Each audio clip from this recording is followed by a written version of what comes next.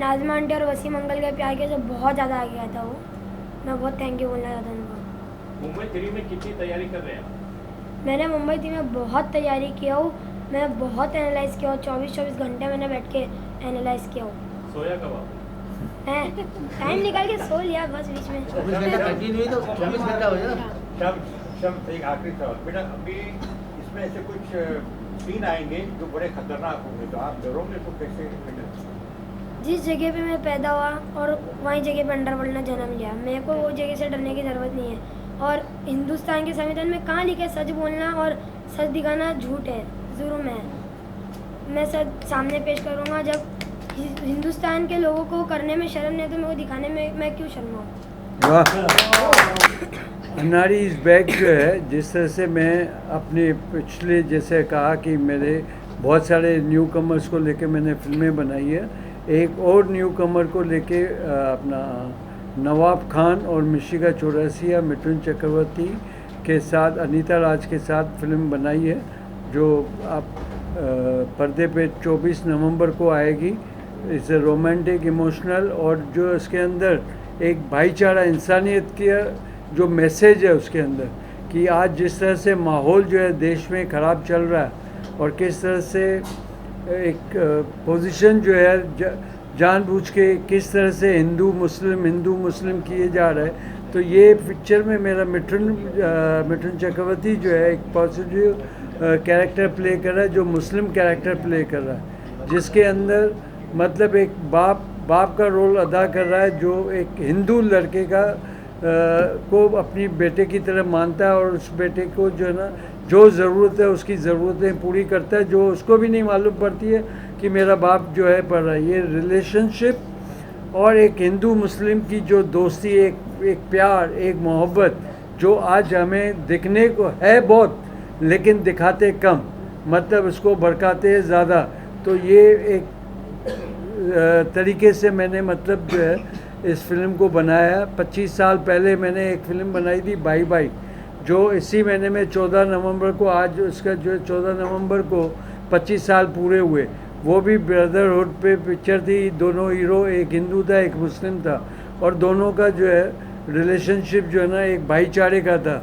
जिस तरह से मतलब एक कौमी सॉन्ग भी था, आँखें जिसकी मंदिर मस्जिद दिल गुरुद्वारा है, ये देश हमारा है, ये देश हमारा है। उस तरह से 25 साल के बाद मेरी वही उसी महीने में, मतलब एक हफ्ते बाद, मतलब हिंदू मुस्लिम के भाईचारे और इंसानियत के नाते के एक फिल्म रिलीज़ होने जा रही है, जो आज ज़रूरत है, जो एक डर पैदा किया गया है मुस्लिम कौम में कि भैया आपको जो है ना इस तरह से जो है ना हम हिंदू राज्य बनाएंगे, वो कम से कम एक रिलेशन देख के, उन चीज़ों से हटके, परे हटके एक फिल्म में आईना बन के लोग देखें और उसको अपना प्यार दे, और इसमें लगे कि भी आज भी फिल्म इंडस्ट्री जो है ऐसी फिल्में नहीं बनाती जिसमें सिर्फ जो है मुस्लिम कैरेक्टर को नेगेटिव दिखा दो। मोस्टली क्या हो रहा है कि फिल्म के ज़रिए हर मुस्लिम को जो है टेररिस्ट माना जाता है, जिस तरह से प्रोजेक्ट किया जाता है कि ये हर मुस्लिम जो है ना टेररिस्ट है।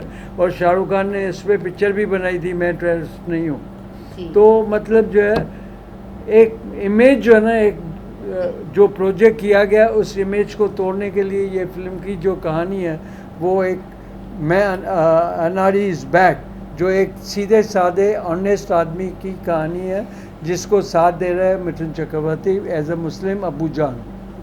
Thank you. कहानी है उस तरफ से मुंबई 3, मतलब बॉम्बे 3, अब मुंबई तो अब होगा, जबकि कहानी है तो बॉम्बे ही था। बॉम्बे 3 एक मशहूर और जो है दिलचस्प और बिजनेसमैन, और जहाँ से शुरुआत हुई अंडरवर्ल्ड की, उसका नाम जो है बॉम्बे 3 है। और आई थिंक राइट नाम जो है टाइटल पिक्चर का, सबसे पहला टाइटल जो है एक होना चाहिए जो पिक्चर के ऊपर जाए और लोगों को समझने में जो है टाइम ना लगे। तो ये क्लियर कट है और क्लियर टाइटल है जो स्टोरी पे जाता है। और मुझे लगता है जिस हिसाब से ये पोस्टर अपना प्रोमोज भी दिखाए, जो शॉर्ट 30-40 सेकंड का जो है दिखाया, वो एकदम एक्यूरेट है और बहुत अच्छा है। ये तो शुरुआत है, ये तो फिल्म है नहीं, ये तो आपके सामने प्रेजेंट करने का एक तरीका है। लेकिन जब ये बनेगी और जिस तरह से जो है राइटर जो है अपनी कलम से इसको जो है सींचेगा, और डायरेक्टर बैठी हैं यहाँ पे जी, आप जिन्होंने अनुभव है इनको पास, और जो सबसे बड़ा अनुभव होता है डायरेक्टर के लिए कि जो कहानी वो सिलेक्ट करता है उस कहानी को जो है ना उसके अंदर होनी चाहिए, ताकि सोच जो है ना उनकी होनी चाहिए, माहौल होना चाहिए। और जिस माहौल में ये रहती हैं और जिस माहौल को देखा है इन्होंने बचपन से, तो मुझे लगता है ये इनके लिए केक वॉक है जो एक अच्छी तरह से जो है फिल्म को प्रेजेंट करेगी और दुनिया के सामने लाएगी कि ऐसी भी चीज़ जो है जो आज तक लोगों ने नहीं दिखाई वो इन्होंने दिखा दी। सर उसको देख के आपको आपका भी बचपना याद आया क्या कुछ है? बचपन ये है कि जिस तरह से इसकी सोच है, इतनी एज में जो है इतना सोचना और फिल्म के बारे में सोचना, कैरेक्टर्स के बारे में सोचना, कहानी के बारे में सोचना, कहानी के बारे में सोचना और उसको देख के मतलब जो माहौल इसने देखा है, माहौल को वो गलत तरीके से अपनी पर्सनल लाइफ में भी ले सकता था, लेकिन उस मोहल्ले में रहने के बावजूद इसने उसको कहानी में एक आर्ट के हिसाब से जो है ना सामने लाने की कोशिश की, जो सराहनीय है बहुत। क्योंकि एक बच्चा जिस तरह से मिट्टी का होता है, जिस तरह से उससे सिखाओ, जिस हिसाब से मोल्ड करो, उस हिसाब से जो ना जिस तरह से मिट्टी का घड़ा बनता है, जो शेप लाना हो ला जाओ। इस घड़े में जो है वो बात है, इस मिट्टी उसने इनके परिवार ने जो है ना उसको ऐसा सींचा है जो इसकी सोच जो है ना राइट ट्रैक पे जा रही है और राइट ट्रैक पे काम कर रही है। तो इस बच्चे को जो है ना पूरी क्रेडिट ये है कि जिस तरह से माँ बाप की परवरिश इस बच्चे को मिली है उस तरह से वो आगे बढ़ रहा है। सर भविष्य नजर आता है शाम मुझे तो भविष्य जो है जो काम करना जानता है या काम के बारे में सोचता है उसका भविष्य ही भविष्य होता है। भविष्य इंसान खुद बनाता है, बाकी परमात्मा के ऊपर छोड़ देना चाहिए, क्योंकि नसीब और सोच दोनों एक साथ चलती है और दोनों का साथ मिल जाए तो आदमी अपना नसीब खुद बना सकता है अगर मेहनत करे तो। क्राइम स्टोरी आप जो बना रहे हैं, सरकार ने काफी पाबंदी लगा दी है, अगर कुछ रुकावटें आती है तो उसको आप कैसे हैंडल करेंगे? किस चीज़ की रुकावट डाली? ये बॉम्बे नंबर 3 क्राइम पे स्टोरी चल रही है, तो आई डोंट थिंक कि ऐसा कोई सेंसरशिप में कोई रूल है। टाइटल पे जो है बॉम्बे 3 जो है 95 तक जो है बॉम्बे टाइटल था। महाराष्ट्र की नोटिफिकेशन है बॉम्बे को मुंबई करना, सेंट्रल की नहीं है। आज मद्रास को चेन्नई कर दिया, लेकिन मद्रास आज भी लोग बोलते हैं। अगर पुरानी फिल्म बनाएंगे तो मद्रास कैफ़े आई थी, बॉम्बे में आई थी बॉम्बे वेलवेट, तो मैं ही चेयरमैन था उस वक्त, मैंने ही मतलब बॉम्बे वेलवेट पास की थी। तो ऐसे बॉम्बे में कोई ऐसी टाइटल की कोई वो है नहीं, क्योंकि ये 95 के पहले की स्टोरी है। एक सामाजिक संदेश है ये। शाहबाज जी से पूछना चाहूँगा कि ये आपके जीवन को क्या क्या इम्प्रूवमेंट लाया उसके अंदर? देखो, जनरली लोग सोचते हैं कि मुंबई 3 इस जगह की कहानी है, कुछ उसमें क्राइम होगा, कुछ उसमें कंट्रोवर्सी होगी, कुछ ऐसा होगा, कुछ वैसा होगा, लेकिन कहानी को कहने का एक अंदाज होता है और उसका एक बैकड्रॉप होता है। ये जो पिक्चर हम बना रहे हैं, जो शम्स ने अपने पिताजी को बताया और प्रिया जी ने और शहबाज भाई ने और शम्स ने जो मुझे कहानी सुनाई, वो कहानी इटसेल्फ इतनी इंटरेस्टिंग थी, उसके अंदर इतना रियल ड्रामा था, सारा कुछ रियल स्टोरी थी कि अपनी लाइफ की जर्नी थी कि एक ऐसी जगह में, एक ऐसी बदनाम गली में, जहाँ का नाम लो तो वहाँ पे सारे गैंगस्टर या क्राइम का ही लोग सबसे पहले उसको जोड़ते हैं। उस जगह पर किसी एक व्यक्ति के संघर्ष की कहानी और उसके संघर्ष में उसको आई तकलीफ की कहानी, उस तकलीफ में वो कैसे जीता है, कैसे झेलता है, उससे कैसे बाहर निकलता है और कैसे अपने परिवार को लेके चलता है। क्योंकि संघर्ष इतना आसान नहीं होता किसी ऐसी जगह में जहाँ की जगह जो ऑलरेडी बदनाम हो गया। आपके पीछे एक टैग चल रहा है कि आप मुंबई 3 में रहते हैं, मुंबई 3 में रहते हैं, मतलब आपके पीछे पीछे वो चल रहा है परछाई की तरह कि वो पूरा का पूरा जो बदनाम गली का बदनामी है वो आपके पीछे चल रही सरनेम के जैसे, और उससे आपको लड़ना है, लड़के अपने आप को इस्टेब्लिश करना है, अपने परिवार को संभालना है, अपने बच्चे को इस्टेब्लिश करना है। पर कैसे एक बच्चा अपने परिवार के साथ अपने पिता की देखभाल में कैसे आगे बढ़ता है, कैसे अपने लक्ष्य को हासिल करता है, ये स्टोरी उसके ऊपर। ये कहानी जो है एक मेरे बेटे ने मुझे मोटिवेट किया कि डैड अब आप ये पिक्चर बनाएंगे तो इसका टाइटल क्या होना चाहिए। पहले तो हम बहुत टाइटल के अंदर कसमस किए, लास्ट में हमने टाइटल को चॉइस किया कि मुंबई नंबर 3 रखेंगे। और ये 80% रियल स्टोरी है जो मेरे लाइफ से गुजरी है पूरी। इसके अंदर कोई वो नहीं है, एक एक जो स्टेप है वो रियल है। तो अंडरवर्ल्ड से क्या नाता है आपको, जो इसमें अंडरवर्ल्ड आपने लिखा है, ये तो अंडरवर्ल्ड पिक्चर देखने में बता देंगे ना, अभी बता के पूरी पिक्चर थोड़ी दिखा रहे हैं। उस एरिया में रह रहे हैं, वहाँ उस वहाँ से एरिया ये में पिक्चर की शुरुआत है। उस टाइम के क्या हुआ था, उस टाइम की वोटिंग की हालत क्या थी, उस टाइम के नेता लोग का क्या रवैया था अंडरवर्ल्ड के साथ में। क्योंकि उस टाइम पे उस जगह पे हम कहीं ना कहीं 16 साल की एज के थे, तो हमको ऐसा लगता था कि हम भी भाई बने तो भाई लोग के आजू बाजू में खड़े रहते थे। तो उनका सब हाव भाव हम लोग देखते थे, क्या होता था, कौन नेता आ रहा है, क्या बात कर रहे नेताओं से, नेता लोग को कैसा भगाते थे। और वोटिंग कैसा ही थी, वो भी ब्लैक पेपर की जो वोटिंग थी वो हमने दिखाएंगे इसके अंदर, जो कि मेरे सामने गुजरी और उसके अंदर मैं कहीं ना कहीं उसका एक पार्ट का हिस्सा रहा हूँ मैं। आपको डर नहीं लग रहा कि इस तरह की फिल्म बना के आपको प्रेशर आएगा ऊपर से? काय का डरना, जहाँ से अंडरवर्ल्ड में जन्म लिया वहाँ से हम भी जन्म लिए, हमसे भी क्या डरना है। इस विषय पर फिल्म बनाने का कैसे शम्स ने जब आपको बताया तो कैसे आपको निर्णय आया कि बनाना चाहिए, अच्छी बात है क्या?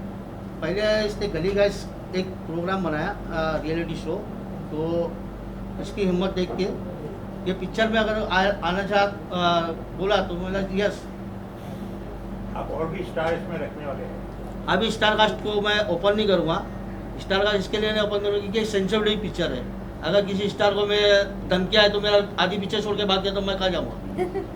तो इसके लिए स्टार कास्ट मेरा कोई ओपन नहीं होगा, डायरेक्ट इसका ट्रेलर रिलीज होगा, उसके अंदर सब स्टार कास्ट आपको नजर आ जाएंगे। लेकिन स्टार होंगे? हाँ स्टार होंगे।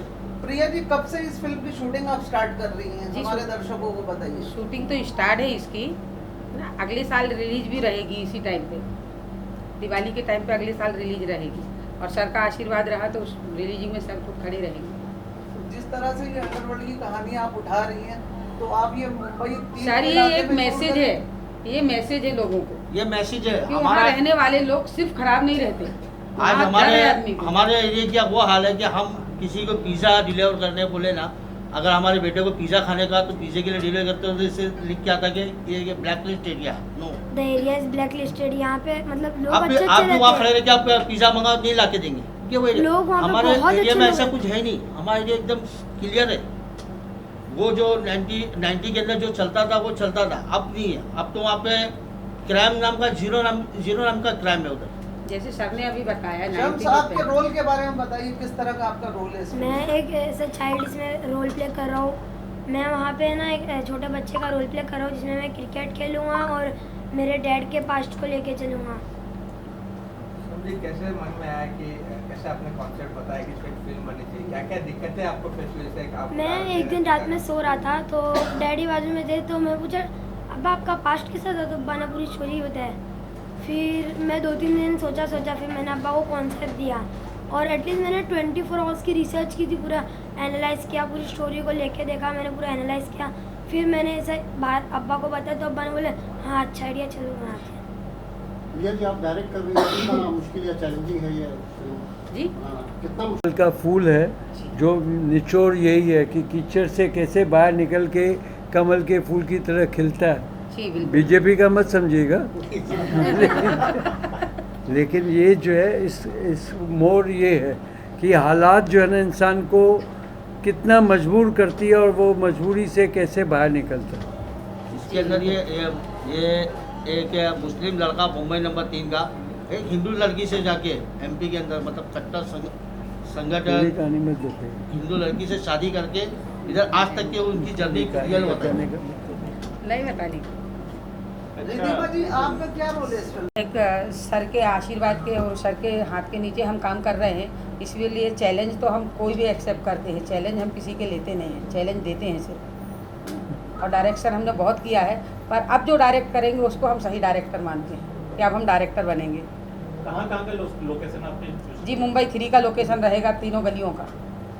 सिंधी गली, चोर बाजार, मटन स्टेट। तो म्यूजिक का भी स्कोप होगा, कुछ गाने होंगे फिल्म में? जी गाने भी हैं, गाने रिलीज बन चुके हैं, हो चुके हैं। टीजर देख के लग रहा है ऐसा कुछ कंट्रोवर्सी होगा, ऐसा है कुछ? ये तो आगे देखेंगे आप लोग तो समझ में आए। मैं हरीश पटेल से सवाल पूछूंगा कि आपने किस तरह से लीगल एडवाइजर है कंपनी के? बहुत सारे पहलुओं पे लोगों ने अपना बयान बताया, बयान दिया, लेकिन मैं ये कहना चाहूँगा कि ये फिल्म के माध्यम से समाज को एक संदेश पहुँचने वाला है, और ऐसा तगड़ा संदेश पहुँचेगा कि आपने कभी सोचा नहीं होगा कि ये ऐसा भी होता है। मैं आपको एक बात बताऊं कि आप क्राफर्ड मार्केट से लेकर के 7 बजे ये पूरा मुस्लिम इलाका है। ये गारंटी के साथ कहता हूँ मैं कि अगर रात में 2 बजे कोई लेडी अकेली क्राफर्ड मार्केट से लेकर के 7 रस्ते तक, जैकब सर्कल तक भी जाएगी, किसी की मजाल नहीं है कि उसको छुए या उसको छेड़े। ये संदेश जा रहा है कि ये इतना बदनाम इलाका नहीं है कि जितने भी लोगों के दिमाग में बैठा हुआ है। It is the safest area of Mumbai. और मलबार हिल, कफ परेड, ब्लू विलेपार्ले स्कीम के लोगों ने करोड़ों का घोटाला किया है, उनके ऊपर कोई कार्रवाई नहीं है। और यहाँ पर लोगों को लोन देने के लिए सरकार जो है ना कैसे कैसे रवैया अपनाती है, वो आप इस फिल्म के माध्यम से देख सकते हैं।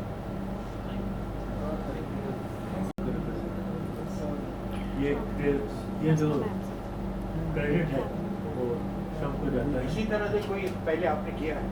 हाँ, मैंने काफ़ी काम किया है, जैसे कुमकुम भाग्य से क्राइम पे मैंने किया है। क्राइम में अभी मैंने एक शॉर्ट स्टोरी की थी, जो भ्रूण हत्या करता है और उसके बच्चों से लोग शादी नहीं करते, वो आपको मिल जाएगा। Okay sir.